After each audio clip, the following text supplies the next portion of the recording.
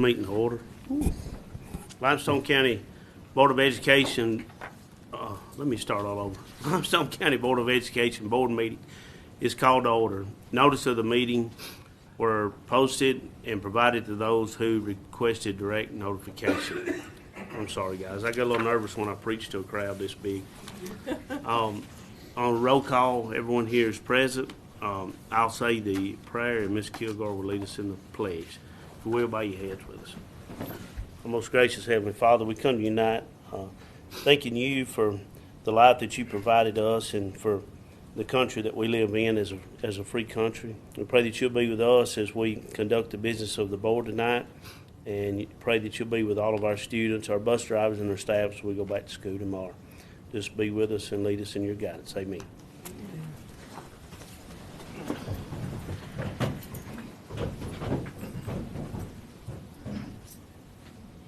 Pledge allegiance to the flag of the United States of America and to the republic for which it stands, one nation under God, indivisible, with liberty and justice for all. Awesome. Exceptional for a crowd this big.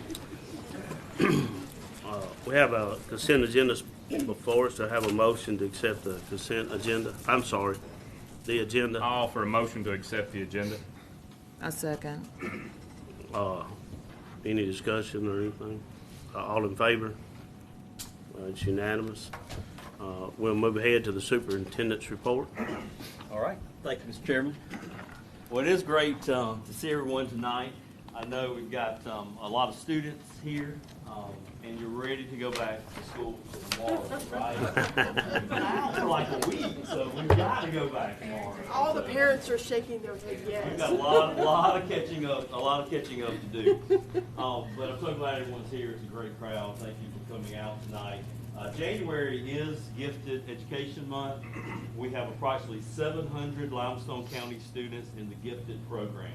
I would like to thank our Gifted program teachers who provide rigor and challenge in the classroom to ensure we meet the intellectual, social, emotional, and academic development needs of those students on a daily basis. Many of the Limestone County Gifted students in 4th through 8th grade participated in the stock market game hosted by Alabama Council on Economic Education during the fall 2023 semester. Stock market game is a 10-week online trading simulation. Students begin with a hypothetical $100,000 and purchase stocks and mutual funds in real-time price transactions. It's problem-based, real-world learning tool. Students engage in high levels of math, reading, writing, technology, and research skills. Students work in teams as they make decisions to create portfolios. The teams with the most valuable portfolios at the end of the 10 weeks win their division. So, listen to this, board. Out of 516 teams, Limestone County teams placed first, second, third, and seventh. That's pretty good, isn't it? So Limestone County winning portfolio earnings ranged from $23,000 to over $36,000 during the 10 weeks of the competition. You got some extra money, you might have some folks that you need to invest in. Teams were awarded cash prizes. Each student received a stock market game top 10 drawstring backpack. I would like to recognize the following teams and sponsors. So when I call your name up with the sponsor, they just come up and Ms. Graves will take our picture, okay? So first we have Sugar Creek Elementary 5th grade team members Braylon Dover and is it Isabel Nava? Karen Nava. Karen Nava, okay? Karen, come up. And Western Stewart, of course. Very proud. Congratulations. I don't know how I can. Smile. I'm just in it. Yes, because they're short.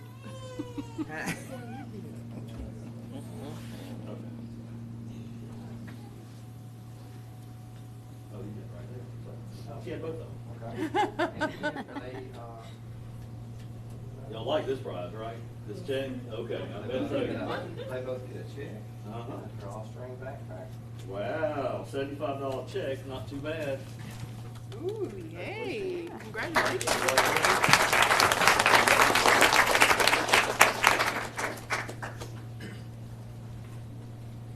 let's take a picture real quick, okay?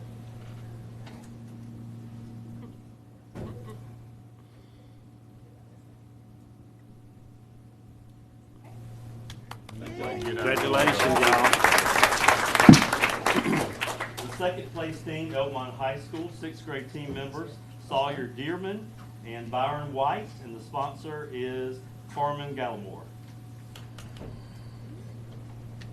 Come on now. All right. Congratulations. Nice tonight too, I like that. Good job. So you got a check and certificate and a book bag. Okay. So, congratulations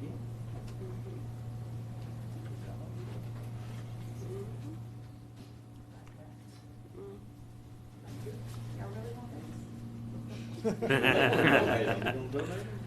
Oh, wow. Oh, got to mix up, sorry. There you go. All right, let's take a picture. I'll let them get theirs. Okay, yeah. Show those certificates.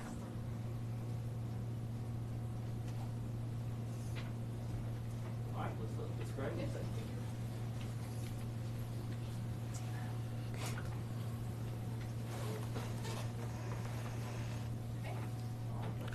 Congratulations, guys.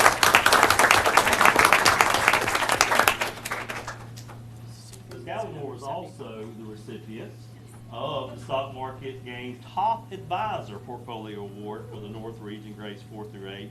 This award recognizes the advisor from each region with the highest portfolio equity average for all teams registered in the region. So, great job.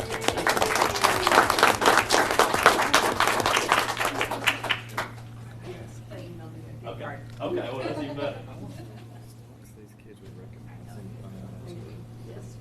I would ask them.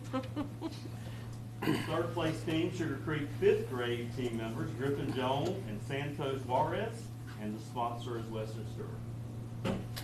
All right.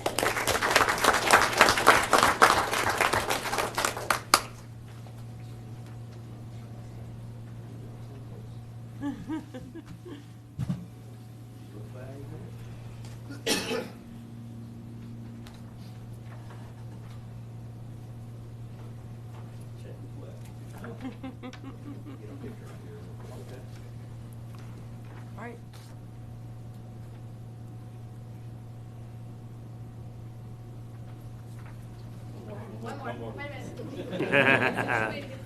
Hold up. It's like, right. Not used to all these pictures. Congratulations, young man.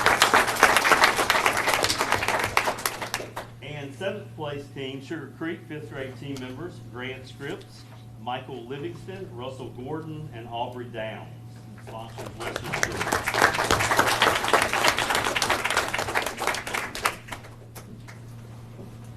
Aubrey. Russell. John Russell. And Michael. John Michael. And Grant. Book bag. Congratulations.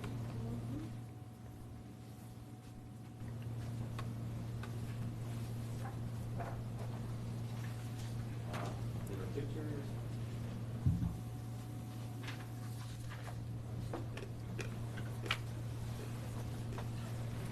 Somebody needs to smile.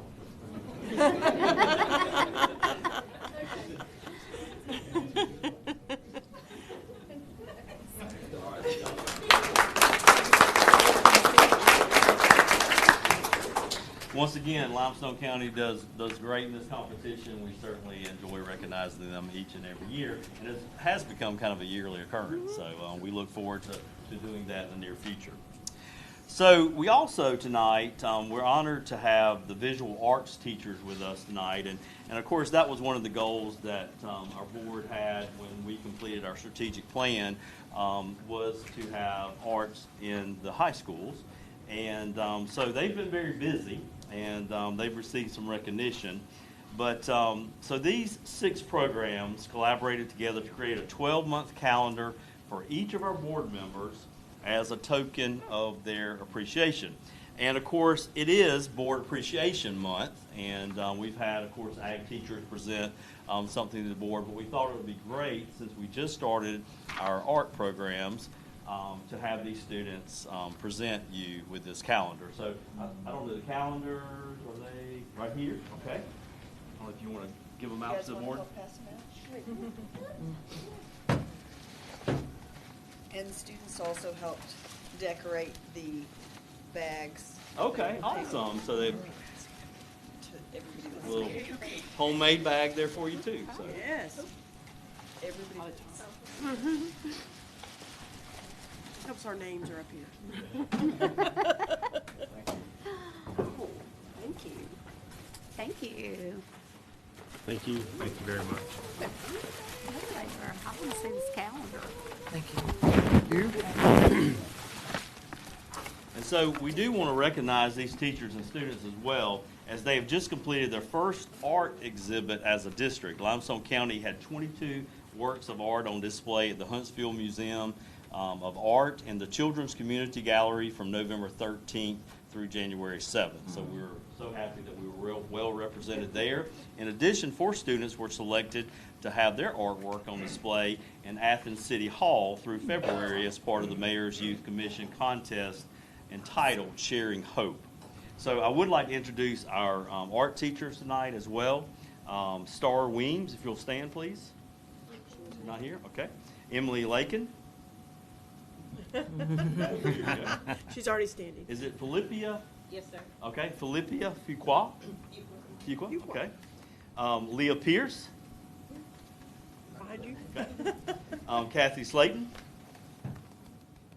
And Alexandria Christman. Okay. All right. Thank y'all so much for what you do. Can we have a picture with the Art teacher, yeah. Sure. Art teacher, picture with you'll all- come up. And the students, yeah, and the Yes, students yes. that are here, yeah.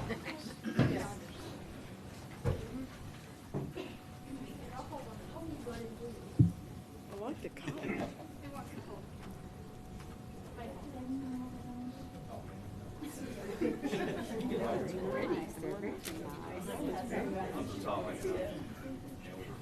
They do the moon. Ours is the same. Okay, yeah.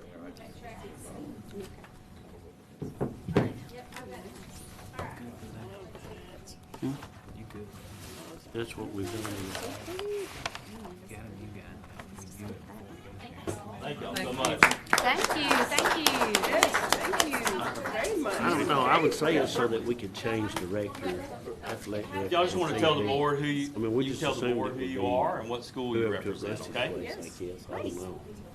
I mean, that's my. Who wants to go first? We don't bite. All right, they're going to tell us where they're from. Hi. I'm Desiree Duggar, and I'm from Tanner. All right. Very you, good. Desiree. Yes, I appreciate this. Thank You'll you. recognize her face. Yeah, you can sit down now. Thank you.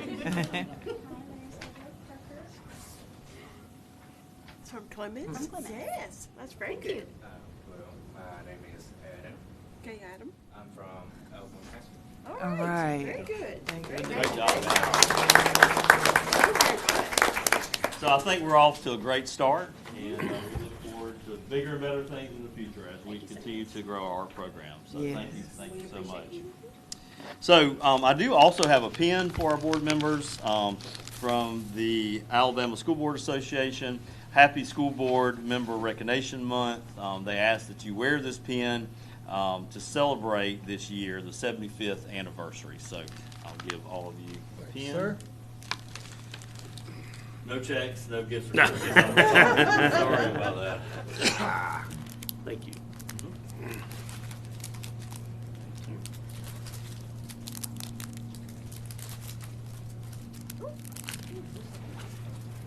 Get all ready. Is it done? Thank y'all. Very much so. Before we move on to item 3, if there's anyone that wants to exit now, they can. we'll take a moment for y'all to, unless y'all want to sit here, we'd love to keep the crowd, so. Thank you so Every time I bet Wow. they're here to see us, and I'm Yeah, wrong. that's right. Every time. That's right.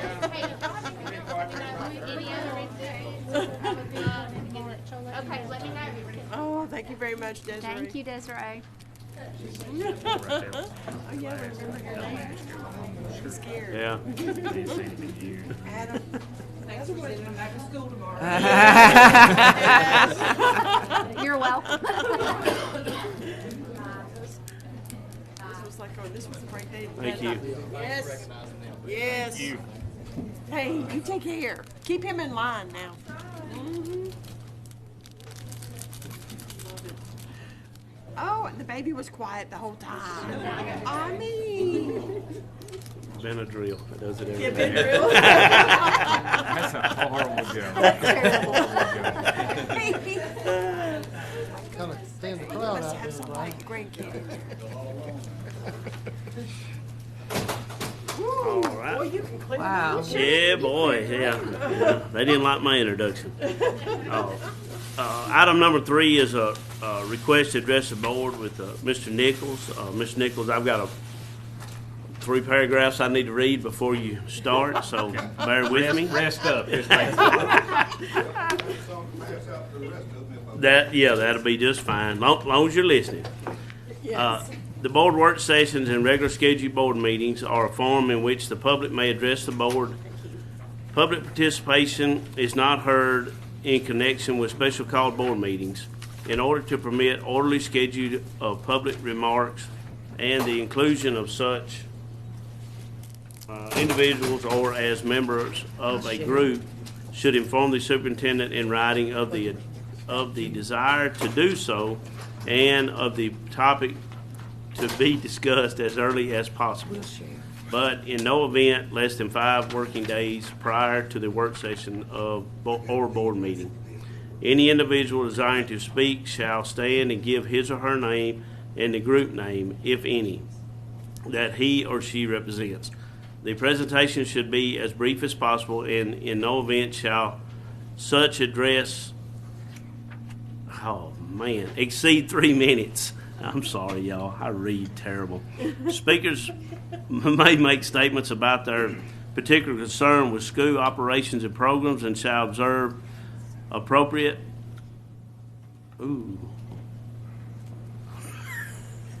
Decorum. Glasses. I have to swap Wow, glasses. look at there. Okay. I didn't get hooked on phonics. Okay. In doing so, the board will not hear comments regarding individual students or comments regarding school personnel or person connected with the school system that are unrelated in the performance of their duties, not tied to official business or of the board, or are merely an attack on someone's good name and character rather than their conduct or a position they have taken. While the board encourages public participation, the board generally has no authority to address specific issues. Citizens are encouraged to contact the appropriate administrator to address specific concerns within the system. Thank you, Lord. All right, Mr. Nichols, Mr. Chris here will be our timekeeper, Timekeeper. and you may start. When you start, I'll hit the button. When I go back and get my cheering squad, Yeah. Following up on a good occasion. Dr. Strauss, board members, appreciate the opportunity to come here. I'm Otis Nicholas, and I'm trying to get some help to get some ball fields at the Johnson Elementary area. Now, Johnson Elementary School has a lot of kids there, and a lot of them, and they call the ball fields at Johnson their home field. Now, the old bathrooms have been removed, completely demolished, tossed in the dumpsters, they no longer exist, and we need bathrooms at the ball fields. We need some help. So, we appreciate any and all help we can get to provide the bathrooms for these kids, the parents, the coaches, and me. When you get older, you'll know what I'm talking about. So we expect to start practice sometime in the March timeframe. and would like to have the bathrooms operational by then. Otherwise, we gotta find more trees out there. So Dr. Sherrouse has offered to see what he can do to provide the portable for that purpose. We appreciate that, Doc, and of course, we'd like to follow up with you and try to get to the end goal of getting bathrooms at the ball fields, both near term and far term. You bring back a lot of memories of working 24/7, get something on my mind, I gotta go look it up. I've been looking at budget, left, right, up, down. I see $57 million on capital projects. I always want to brainstorm for everybody and see, is there any excess money anywhere, somebody over budget, under budget, that could be used for these bathrooms? And out of $57 million for the capital projects, I don't think we're looking at much for some bathrooms. But is there anything from that, anything from the annual budget, from such budget items as the land and building repair, maintenance, building improvements costing less than $50,000, the constructed buildings, and I've noticed a few more that are running under budget from what I'm seeing, but I don't see the whole story. But again, we're just looking for all options, and we need help to play ball. Subject to your questions, and of course, I'll follow up with Anthony and Dr. Sherrouse. I do have a couple questions, Mr. Nichols. Is the Booster Club out there, are they active? Yes. I know Yeah. at Creekside, when those bathrooms were constructed, I think the Booster Club did those. We could, but yes, Booster Club. All right, well, my other question is, now, I understand that Lindsay Lane is using, well, I know that Lindsay Lane uses the gyms for basketball, and I've heard they're gonna use them for summer ball too. Right. Have you approached them about trying to help fund any of that? Are they paying anything? They're using our gym, are they paying? They're supposed to be renting. Right, and I need to check on that because I don't think I have a form for that for Okay. Johnson Gym. But I've heard that they actually pay the Booster Club some funds, but I don't know. That's- I don't know that for sure. Okay, but that's not the way it was set up to pay the Booster Club, right? Right, not for the gym usage, right? Exactly. Don't know that answer, and you know, I'm just coming in kind of late on it. I don't know all the details.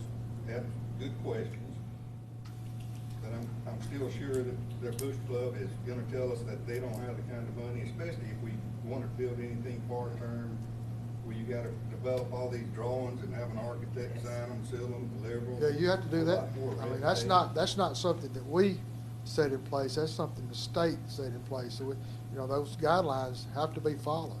Right, but if they are, then that boils back down to why we would need help. You're talking about dollars that Booster Clubs don't typically have. Well, I differ with you a little bit there because I know I've been involved in a Booster Club that we raised a lot of funds. We had fundraisers and chicken stews, and we did a lot of things to raise. Are you offering to cook for it? I'd be glad to help cook. I love to cook chicken stews.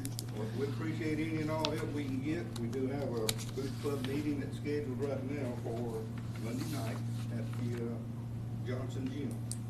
Love to have you, anybody in here, come join us. I'm just thinking when Ardmore has their big softball tournament, they use those fields. So, how much, do they supplement or, pay the schools for that as well? I don't know. And Earl, I do see several things on that budget line item, and I see things like $1.5 million for a baseball, softball dressing facility. I don't know how much money we're talking about for a bathroom, but I'm thinking 10, 20,000, whatever. The one at Tanner we built before COVID was $280,000 Yes. For a bathroom. for a bathroom. Mm-hmm. Yeah. Where can I be?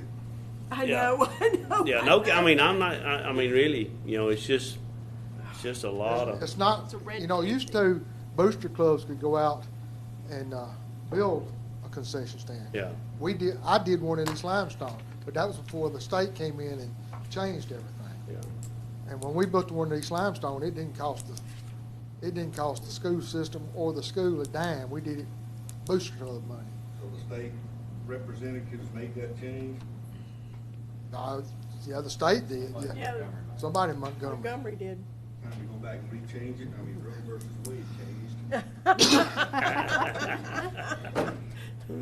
At any rate, Earl, I appreciate all your comments, and guys, we're looking for help. Any way, form, or fashion, whether the Booster Club has to, do some of it, get some from the Board of Education, some from even the county commission. I don't know where all the money should come from, would come from, but we're needing some help, and, even the portables, I think, might be a good option, especially short term. And again, we need them as pretty quick as we can get them, assuming the snow would hold off, so we can start working on putting bathrooms in a portable. Assume we own the fields. We do? Yeah. Yeah, yeah, we are. What's the sewer situation? I don't know. No idea. I- Any idea what the sewer situation is? When you tore the bathrooms down, are there septic tanks there? The septic tank is there, and it's very strong. Many a truck has driven over it, and it hasn't crashed yet. That's a great characteristic. Does it operate? Does it operate as a sewer? As far as I know, I don't know exactly where the septic tank is, but I have this fear somebody will drive over it and leave Yes. a truck in. No. So far, people have driven all over where I think it is. Not a problem. But I don't plan to. Well, those bathrooms were in bad shape. And yes, the bathroom, they had a portable there in times past, a couple of years ago, and it was getting in horrible shape. Maybe that's the reason why somebody said, go ahead and tear it down. But we had it operational with water and septic lines and the whole 9 yards.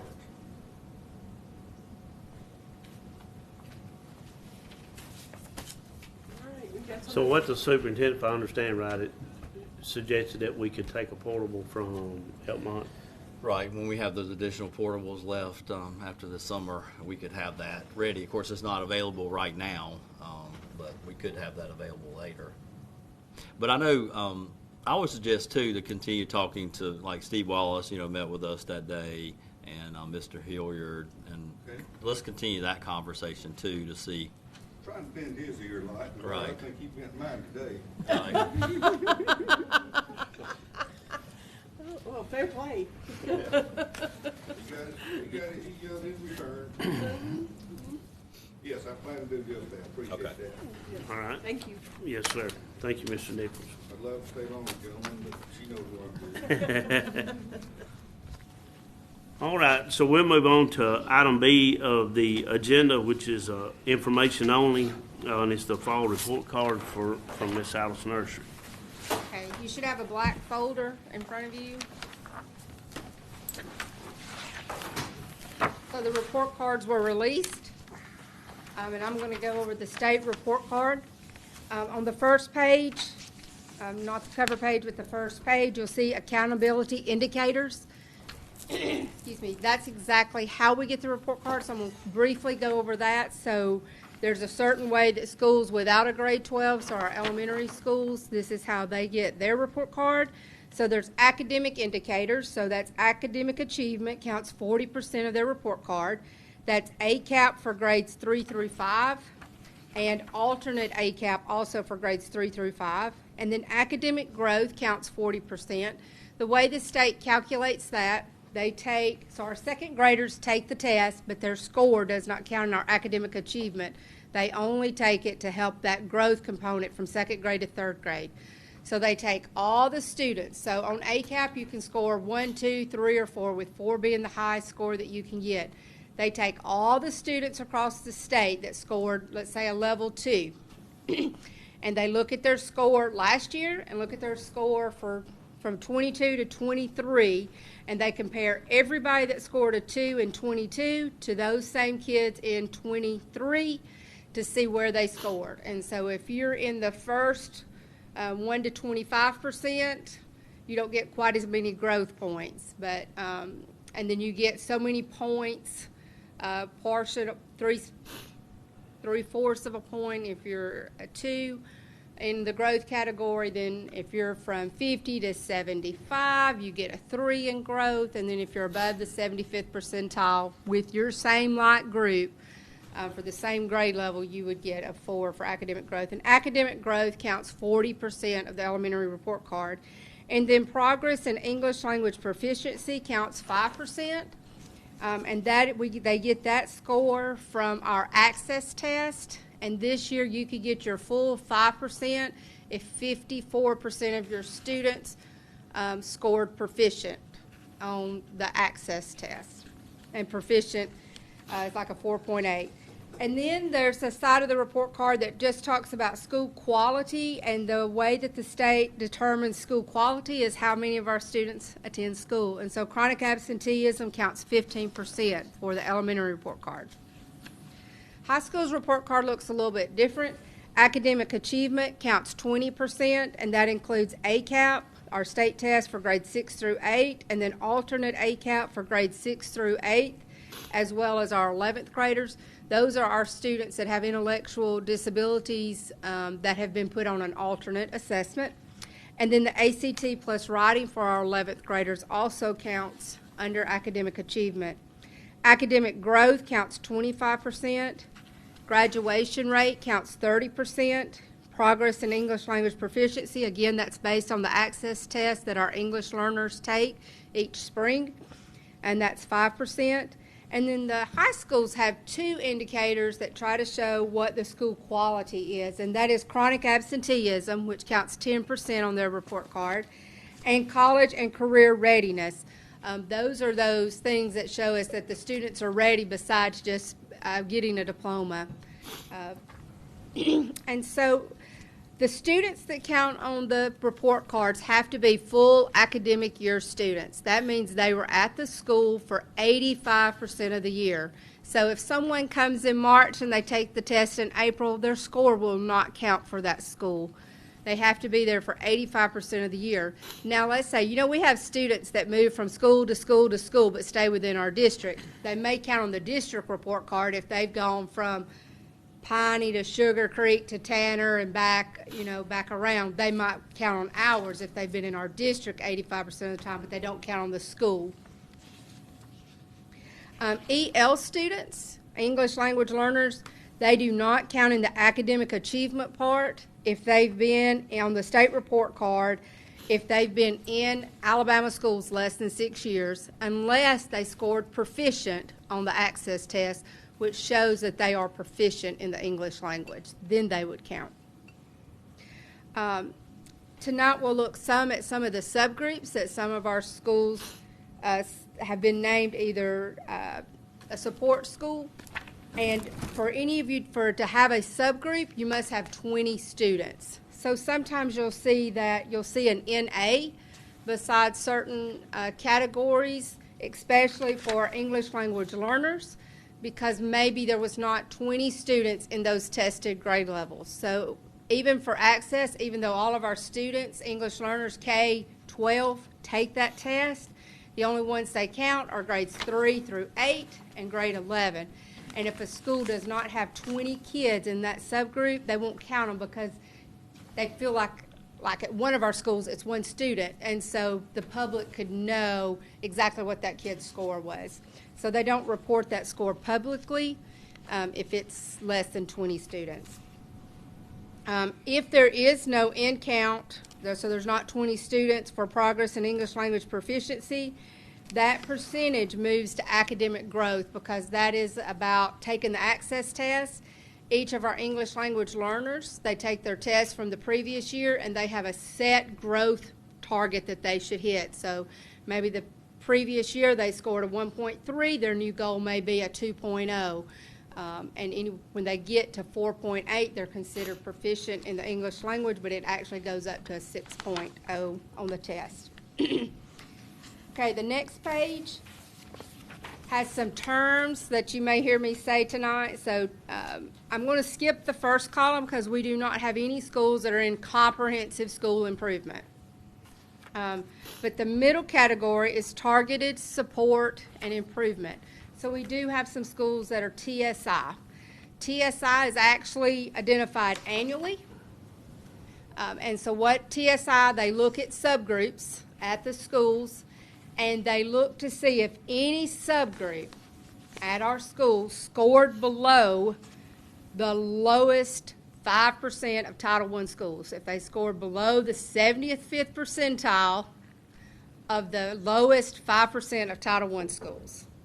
So the state is required to look at the this low. only applies for Title I? No, it applies to all schools regardless of their Title I status, but they compare them to the lowest 5% of Title I schools in the state. Okay. That part's a federal law that they require. It wouldn't matter if all of the lowest schools in the state of Alabama that were Title I scored 90 on their report card, they would still have to name the lowest of those schools. So it's a federal law. They have to name the lowest 5%. If you scored, any subgroup scored below the 75th percentile of their all-student group, that school was named TSI for a particular subgroup. And I'll tell you what subgroups they were named for tonight. And then we have, those are named every year. The first time they named any schools of TSI was in 2022. And some of our schools came off of that list this year. Additional targeted support and improvement. That is looking at subgroups that also, the all-student group from the lowest performing Title I schools. So they also have a subgroup.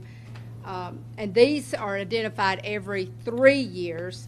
ATSI schools were identified in the fall of 22, and they will be they're only identified every 3 years, so they'll be re-identified in fall of 25. Okay, let's go to Blue Springs. So on the report, I went ahead and gave you last year's scores that came out in fall of 22, and then I gave you our fall 23 report card scores so you could see how the school did overall. As you can see, Blue Springs came up overall. I'm very pleased with their academic achievement. They came up in reading and math, their academic growth, and then over on the side, you can see how many report card points they received and how many total they could have received. So on the academic achievement, you can see the points that they received out of a possible 40. Because academic achievement counted 40% of their report card. Academic growth, they went down just slightly in Reading. they went down slightly, but you can see that they still nearly got all of their points for academic growth. Chronic absenteeism went up just a little bit. Chronic absenteeism, they take it from 100%, and then they wind up subtracting that and then multiplying it. And last year, Blue Springs was a TSI school for students with disabilities, and you can see what their kids, the percentage of their kids that were students with disabilities scored proficient, and you can see what percent this year scored proficient, and they increased. That was a good increase for our group of students with disabilities, so they are no longer a TSI. Hey, before you flip the page, Okay. go back up to academic growth, the math. They went from a 62 to 100. That's pretty awesome. Yes. So what was put in place to make that happen? So they did several things when they looked at their math. They really focused on, so we have different tiers of instruction. So we have our tier 1 instruction, which is basically what we're expected to teach at a certain time, but they really focused on their tier 2, so closing those gaps. So they did a lot where we were taking the STAR test at the time, and so what they did is they looked to see what standards the kids had not mastered, and they taught small group lessons on those standards to help bridge that gap. And so it really made a huge difference in their math data. During class time, or was this after class? It was Combination of the both? It was a combination of both. I mean, they did have after-school tutoring, but the vast majority of this was done during the school day. They did more actual reading during the school year as far as instead of math tutoring. But so it was done during the day. They have a tier 2 math time. All of our schools, all of our elementary schools have that time built in. We require tier 1, tier 2, and tier 3 math and reading time. And so they were just being more intentional, really looking at the data to see where were the gaps, and let's focus directly on that. They also did so maybe you have a third and a fourth grader that are missing the same standard because maybe it's a second grade standard. And so they did some collaboration where I may be teaching a second grade standard. I may be a fourth grade teacher, but I may teach this to a group of students. Instead of the third grade teacher trying to teach that standard when maybe it's only one or two in her class and maybe only one or two in a fourth grade class that was missing that standard. So they really did a lot of work. Really looking at their data to determine where the gaps were. And who is considered a student with disability? So any student that has an IEP, except gifted students, do not count in this category. Even students with speech actually count in this category, and then students with any other type of IEP. So just those that have IEP.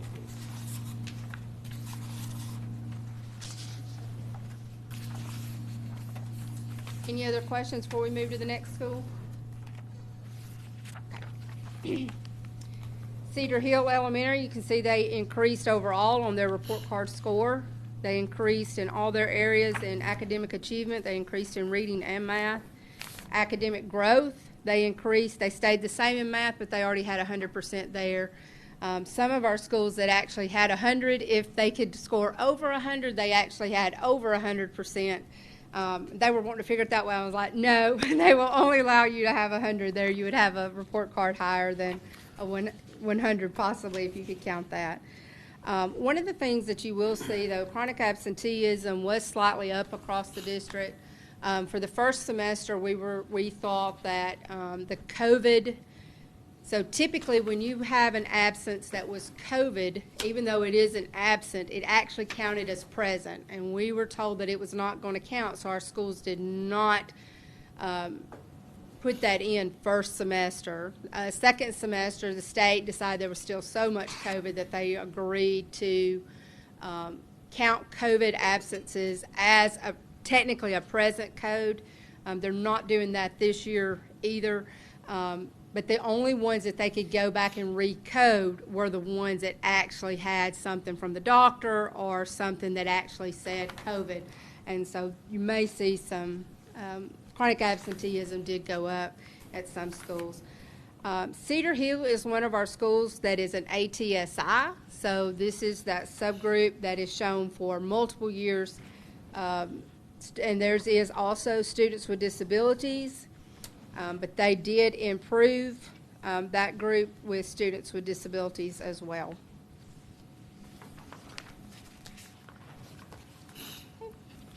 Creekside Elementary, you can see that they have increases in all sections of their report card, except chronic absenteeism.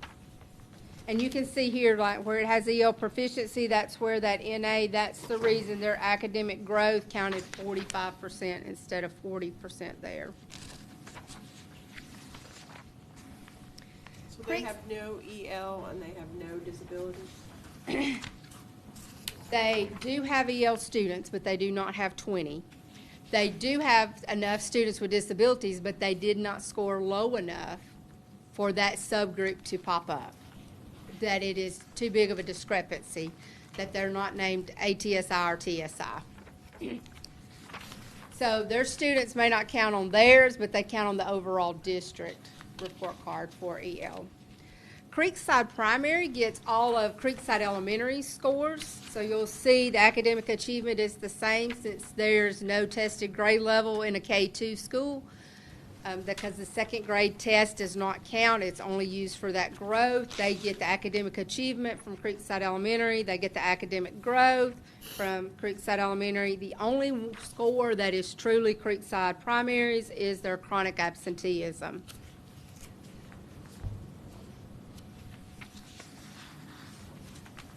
And their score stayed the same from 22 to 23. Elkmont Elementary, you can see lots of green on this one. Their report card score went up 7 points, so we were very excited to see that and the work that our teachers have done. Academic achievement went up in all categories. Academic growth went up in all categories. Quite a bit, if you can really look. It really shows that they really moved those students from where they had been the previous year with their academic growth. Chronic absenteeism was slightly higher, and they do not have enough students to count for EL. They are an ATSI school for students with disabilities, but as you can see, that group improved. The state just says they have to improve. If you don't improve this by fall of 25, that's how you would go into comprehensive school improvement.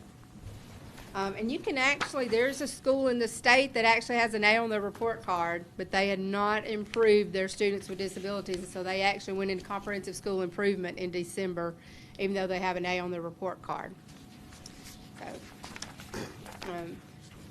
So the math at Elkmont Elementary, the academic achievement, that 57.67, I understand it went up almost 5 points, but that's still quite low, right? That's a whole lot of kids that aren't proficient. And so really when you look at that score, that's actually the weighted score, that is the public score. So we actually get a little bit of credit for a 2. You don't get credit for someone that scores a 1, but the way the state and federal government look at it, if the student scored a 2, we get half of a point for a student that scored a 2. And you also get, for a student that scored a 4, you get 1.25 points on academic achievement. So you do get a little bit more for a student that scored a 4. And so we do. We're not going to be happy till that number's much higher.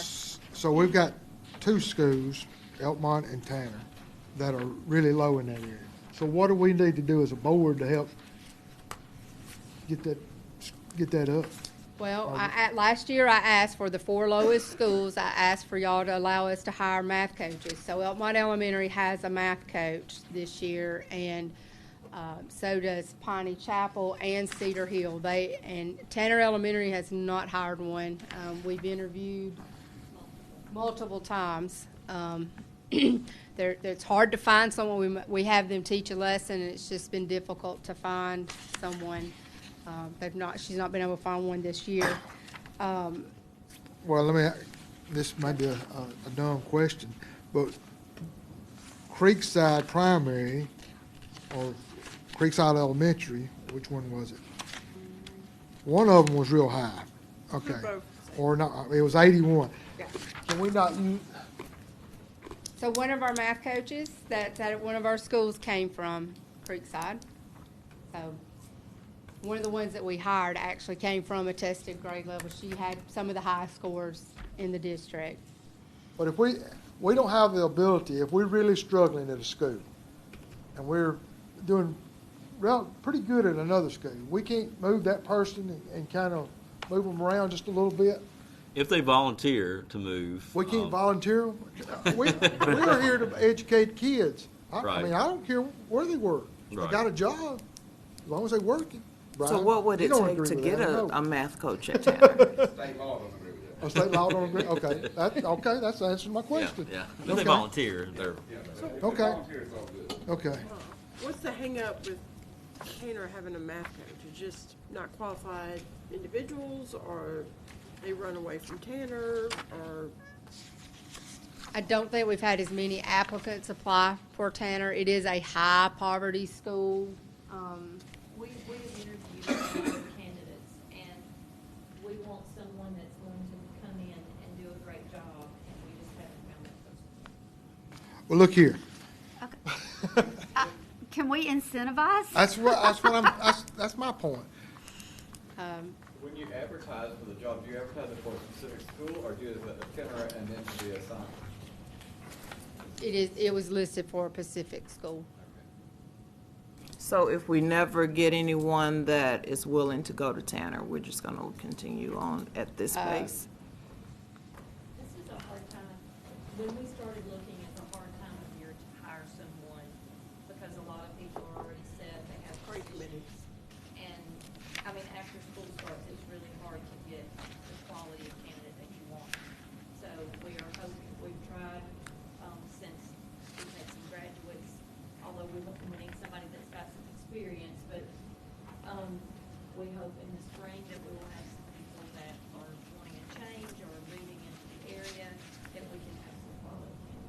So. I made phone calls to certain teachers across the district. You know, it is a 10-month position, so it does pay a little more. I mean, I've called, we've really tried to recruit for this position. Now, if you incentivized it and maybe, they were paid an additional stipend, if you're a national board certified teacher at Tanner, you get an additional $5,000 on top of your national board stipend because their poverty is over 70%. So, I mean, that it's very hard to get raises besides getting a degree in education, besides our 4%, 2 or 4% raise that maybe the state gives us every so often. So that would incentivize. But you're saying we got somebody at Elmont, right? We have someone at Elmont. So there were 4 schools. Our 4 lowest schools were Elmont Elementary, Cedar Hill, Piney Chapel, and Tanner Elementary. And the original first set of interviews, we had them in the summer because, it was early enough. We wanted these people in place so they could get training in the summer. They have gone to the AMSTI training.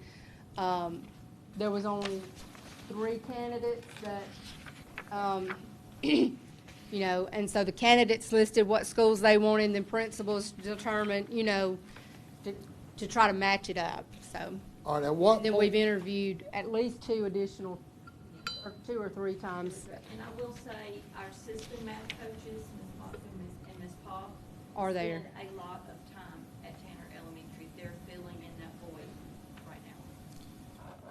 at what point do you not have a math coach? So Johnson Elementary's got a 75. So when you hit 70, do you not have a math coach anymore?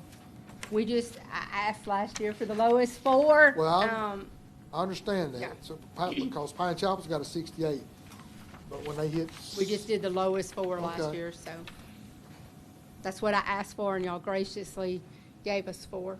I just think we need to do something with Elkmont. Well, you said you got somebody at Elkmont, but if we're having a hard time at Tanner, we can come up with supplements for. This is our Coaches. second year really of using the new test, right? Like the ACAP scores, right? That counted on a report card. That counted on a Correct. report card. And so, I think one thing you see, Earl, you do see a lot of green there, which is great to see in a lot of our schools because they are making progress with a fairly, new report card, if you want to say it like that. I do think, and we have talked about, Ms. Donovan's been working out at Tanner Elementary a lot with the principal and also the staff, and so our attention is on that. I do talk sometime about we do need to be creative in what we do because we want to change sooner than later, and I do want to congratulate Ms. Donovan on Piney and her teachers at Piney for moving that up to their score up to an A, and certainly we want to do the same thing at Tanner. So that's our goal for sure.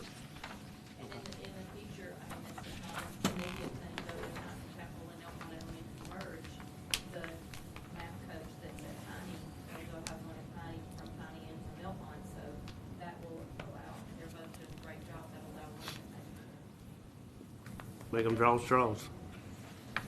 Okay. Is that legal?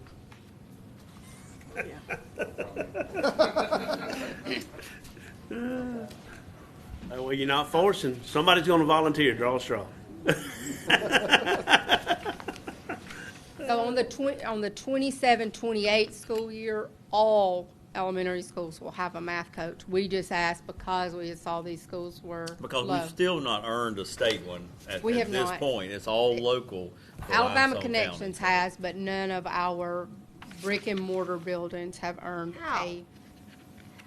Our There- math scores, we had 5% There were lower. passing. There were lower scores in the state. We had 5% We- passing math. We were still higher than the schools that got math coaches, except for Alabama How low Connections. do we have to go? They received 2. Okay, I think we're on Johnson. Yes. Okay. Johnson saw an overall increase, did go slightly down in academic growth for reading. Chronic absenteeism went up slightly. But overall, great to see a 3-point increase on their report card. Very excited about Piney Chapel going from a B to an A, 9 points increase, and you can see green across the entire card. And I think me and Rebecca both were very surprised that they actually had less than 20 students in grades 3 through 5 because they do have a high Hispanic population. But that may mean that quite a few of their students actually have maybe come out of the EL program for already being proficient. I do have the scores for the number of students they did have, which was good. I'll just say that for the ones that, if they had had 20, that would have counted. Sugar Creek. So if you were on the board last year when I went over the report card, you're going to say, well, Sugar Creek had an 86 last year. If you go back and pull your old report. So in probably February or March, the state realized they had counted some EL students that weren't supposed to count. It didn't affect but 2 schools' overall report card score. It changed their academic achievement. Some schools it changed it like hundredths or tenths of a point. But Sugar Creek, it actually was enough that it bumped them from an 86 last year to an 87. So last year when I gave this report to you, they had an 86. So I just didn't want y'all to think, if somebody pulls out their old one to look at it, I just didn't want you to think that I just changed the numbers on you. The numbers changed because the State Department realized that some kids counted that weren't supposed to because of that law in Alabama, that they don't count if they've been in an Alabama schools less than 6 years if they're EL. So you can look there for their scores on academic achievement. A slight decrease there, went up slightly in academic growth overall, and then a slight increase in reading. Chronic absenteeism, and their EL did go down, but they still were they were above the 54%, so they still got their full 5 points there. The state goal goes up 2 points every year, so this past year it was 54%.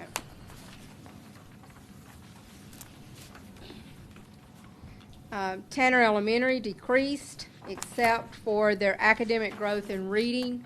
They have really worked last year. They really did work on their Tier 3 interventions. We're really working on their Tier 3 interventions this year as they have new people. We started calling people as soon as I saw people that I knew were strong reading teachers. I'd see them retire, and I was calling to see if they were interested in coming back and working part-time. Was very excited to see their EL proficiency went way up. That's a great credit to the classroom teachers as well as their EL teacher there, and so they were well over the 54% there, so they got their full 5 points there. So Tanner Elementary is TSI for students with disabilities, and that group actually declined slightly from 22 to 23.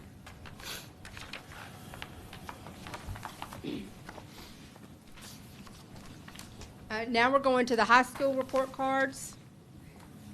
You can see Ardmore there with increases everywhere except a slight decrease in chronic absenteeism.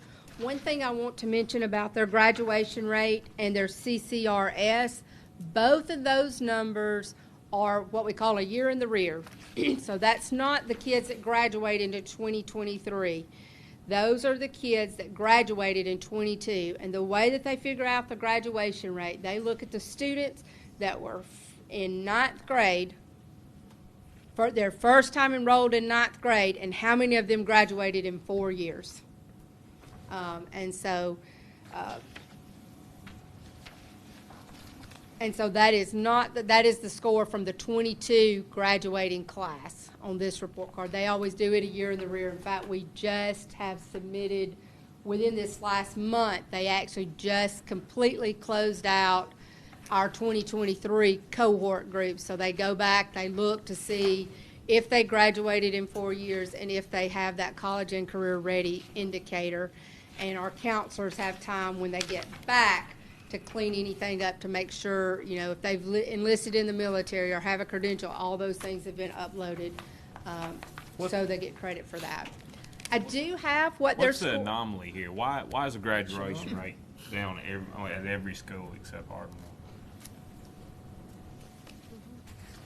I think part of it, honestly, so our students, if you're on the alternate assessment, if you're put on the alternate assessment, those students do not count as a graduate for you. They count the same as a dropout because they do not receive a regular diploma. And Is that different than it used to be? years and years ago, it counted, but what was happening, they saw across the state, if you can't score proficient on the test, we're going to say you're triple A, and that way your score doesn't count. And so the state has cut that off to where that's not an option now. So anyone that's on the alternate assessment automatically. Is it assessed differently in 23 than it was in 22? It was not. So why did all the graduation rates go down from 22 to 23? Except Ardmore. Well, actually, it went down from 21 to 22 because that is on 22 report card. That is your graduating class of 2021, and on 22, 23, that is your graduating class of 22. I think some with COVID, kids didn't come back and they didn't hunt them down. If you cannot show that they enrolled somewhere else, if you don't know where they're at, you don't find them. And I mean, we had kids that dropped out. I know I've called personal students, I would hear about a kid and trying to get them back, try to see if they want to go to Success, try things. And I mean, there's just some kids, it doesn't matter how much you try to work with them to see. So in other words, if they were freshmen in 2019, and did they graduate in 2023? And 18, I think. Yeah, 18 to 22. It says 22, 23. Yeah, but those would be the kids that graduated in 22. Okay. Yes, they have to graduate in 4 years. One thing on the report card, we used to get some points if they graduated in 5 years. You no longer get any points if they graduated in 5 years. They have to graduate in 4 years. Or they do not count as a graduate for you. And by May, so you can't graduate. If they graduate in the summer, they do not count. So if you've got a senior, that's the reason we do senior credit recovery, earlier. So we give them opportunity before graduation. We hope they don't have to go to summer school because we still would want them to if for some reason they didn't, but we've been offering senior credit recovery for years. I would say in my high school experience during COVID and bringing kids back to fall, a lot of kids that were kind of borderline, they didn't really know, they knew they wasn't going to college, they really just wanted to enter the workforce. Yes. Especially some of our career tech kids. They had welding, back in 2 years of welding, they got a job making $30-something an hour. You're not going to, after they've been working since May of COVID, making $30-something an hour, working all the overtime they want, they know they're not going to college. They don't see that they need a diploma. We have a few right now, that got full-time jobs over the summer, making $30+ an hour as juniors, that we are struggling to keep in school districts. So it's just the reality of, getting them into these industries where they're making great money, and they know they're not going to college, they know they're going to work. Is that situation different from these 2 years? Some of these kids are making more money than their parents, especially. They're making more now? Making a lot more money. When you're, I know, when I was in Thank God I have the poverty kids. routine. Single parent income, very, very low, and they got a job making $25, $26 an hour, and they were bringing home. But weren't those kids the same? And they were a one-car family. So that would have been 17. They don't see a reason to So they would have graduated in 21. And that's very, They had the same couple of years. And I do think since there's been some changes, since I've been in this position, I've really worked on the college and career ready indicators. So last year, our numbers are going to look a little different. Graduation rate will actually be slightly down for Ardmore next year. We've got it at what we estimated to be at will be 95.83. But their college and career ready indicator is also 95.83. So that really means every senior that walked across that stage actually has something to show that they were truly college and career ready, that they are ready either to be able to go to college or to enter the workforce. You have to realize on CCR rate, it's almost impossible if you have a dropout or if you have a no-show. If you have a child that is enrolled in May, they move over the summer, they go to another state, may go to work, and they don't enroll us somewhere, and we don't get a record for test time, and we can't find them. You know, some of these rental places, and even people that sell houses, we can't find these kids. And we look, we call like everybody on their emergency. But if they show up as a no-show, That count. Yes. they count as a dropout, even though they're not technically dropout. So that's dropouts, no-shows, that's also special education kids that don't graduate within the 4 years. That's all included in that. So, you know, if you have a high cohort with maybe 3 or 4 triple A students in it, and you only have 65 kids in your graduating class, it brings your percentage down really low. It looks like you have a lot of kids dropping out. But technically, they're still in the school. They're just not, maxing out. One thing I did last year is I worked with all of our instructional supervisors that are at each high school, and so every student that was enrolled at their school that did not have a CCRI indicator, like I met with them and I was like, okay, what's your plan for, you know, and we've already done that this year as well, trying to make sure every one of our students that are physically there, that we make sure that they have a college and career ready indicator. Alabama Connections this year is actually not allowing their students to graduate this year if they don't have a CCRI indicator. That will become, right now, our That's a sinker. That's a sinker. our thing. current 10th graders will have to have a CCRI indicator to be able to graduate. And so we've went ahead and we really are looking at this student by student, you know, what pathway, what one of the 8 ways can they become college and career ready. This is another strong argument, though, for not letting those kids move from middle school and enter 9th grade until they're ready, until we know they can graduate in 4 years. We need to be thinking about that. Clements High School was also one of the schools that, if you'll look at last year's, that they did not have an 82 when I gave you the report last year, but their score went up slightly enough to bump them up a score. And then you can see there they did go slightly down in academic achievement, as well as they went down in academic growth. They did have an increase in reading. Their graduation rate went down. Their projected graduation rate for 2023 is 87.69. And their CCRS did go down. They're projected for the graduating class of 23 is actually 92.31. So we actually had a student that dropped out, or students that dropped out that actually had a college and career ready indicator. Chronic absenteeism was greatly improved at Clements last year. Clements is a school that is also ATSI for students with disabilities, and they slightly increased that subgroup population's proficiency score.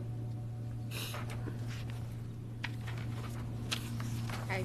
East Limestone had a decrease overall in their report card, but academic achievement was up in all categories. Academic growth was down. Their graduation rate was down, and their projected graduation rate for 23 is 95.24. And their CCRS was slightly up, and their projected rate for the 23 graduating class is 93.45.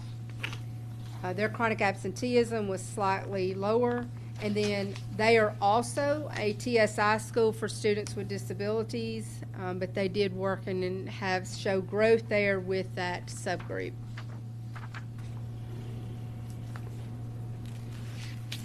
Elkmont High School, with their overall report card, just went down a point, but if you'll look at their academic achievement, they had increases in every category. They had increases in academic growth in both reading and math. Their graduation rate was down, a good percentage of points there. We do have their 2023 projected at 94.25, and their CCRS was also down for the fall 23 report card from that 22 graduating class, but we do have their CCR indicator at 90.80 for the our graduating class of 23. Chronic absenteeism was slightly up. They did increase with EL proficiency by a good amount, but you can still see that they're far away from having 54% proficiency there, but they did have an increase there. So in 22, Elkmont High was TSI for students with disabilities. And so I did want you to be able to see that increase. So they increased. So they came off of TSI this past year for students with disabilities, but they wound up becoming TSI for students with limited English proficiency. So that is their EL students that are proficient, have been in Alabama schools for the 6 years, and on their academic test, so their ACAP test or their ACT plus writing or their alternate ACAP test, there was a big enough gap between them and the all-student group that they are targeted support and improvement for students with limited English proficiency. They did slightly increase, but it still was in that 5% of Title I schools across the state. Tanner High School, overall report card score declined. Their academic achievement was up in every category, so they increased in reading and math. Their growth, though, was a decline there in the academic growth. So they didn't necessarily grow as much as other students across the state that scored in those same categories. Their graduation rate was also down for that 22 graduating class. We have them for their 2023 class. We have graduation rate predicted at 78.95. Their college and career ready indicator was also slightly down. We have it at 85.96 projected for this graduating class of 23. They did improve their chronic absenteeism, and their EL proficiency, it was a large gap there.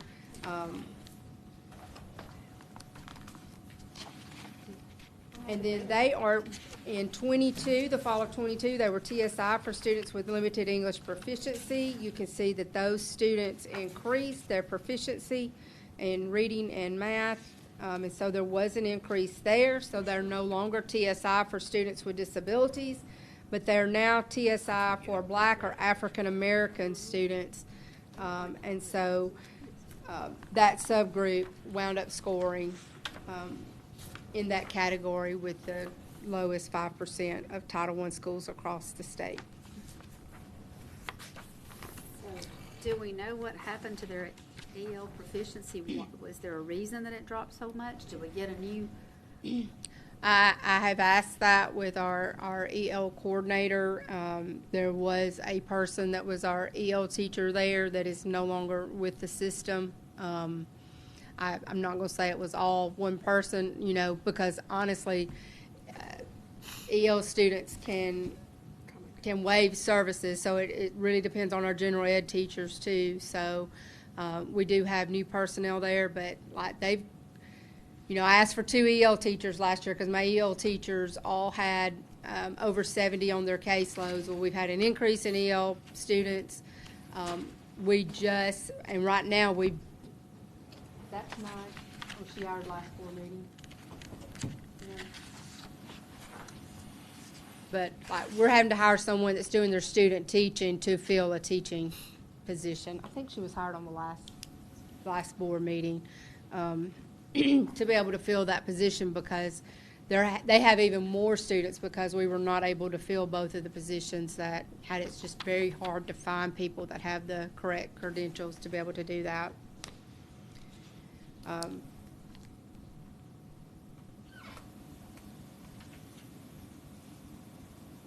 Any other questions on that one?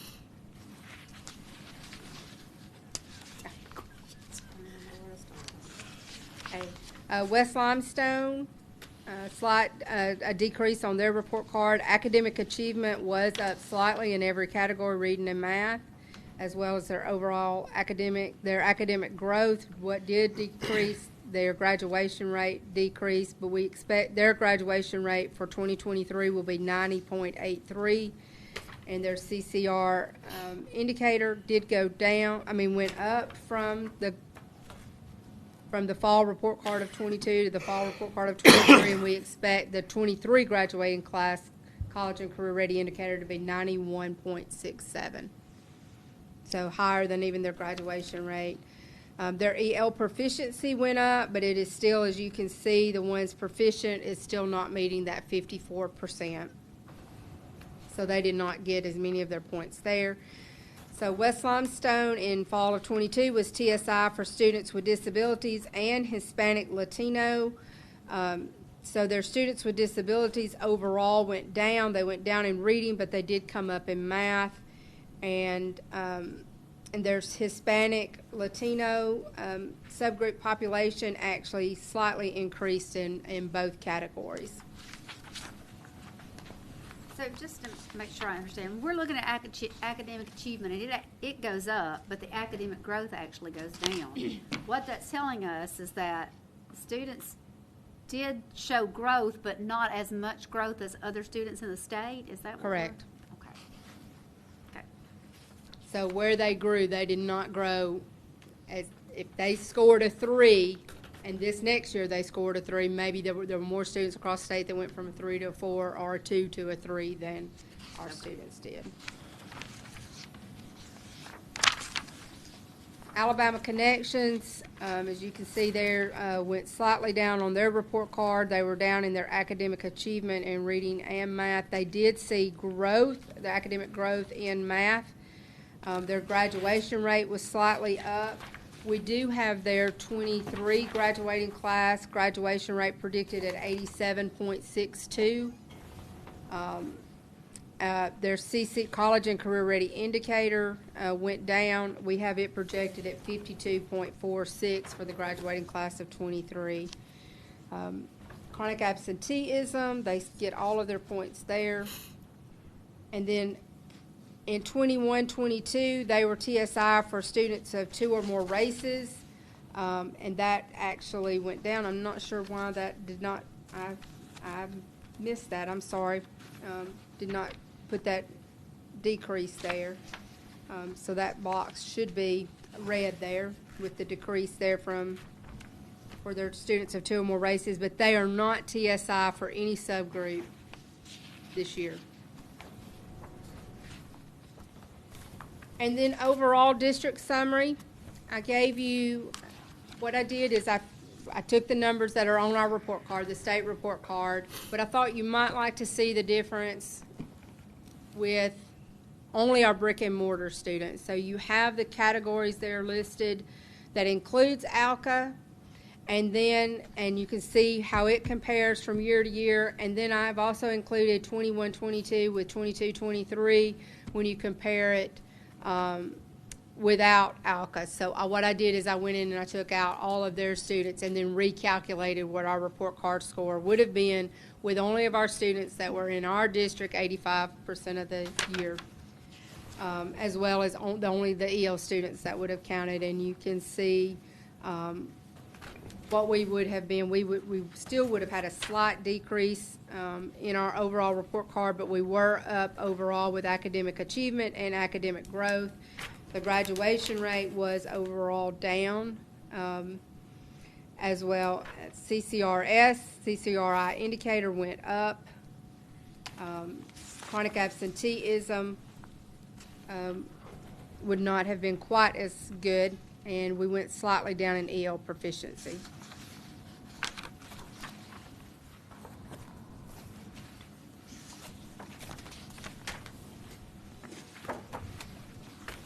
I believe overall, the report card of 84 is above the state average. I think it was 83 for the state, something like that. So, we certainly want to keep improving, but we were glad that our brick and mortar students were above the state average as well.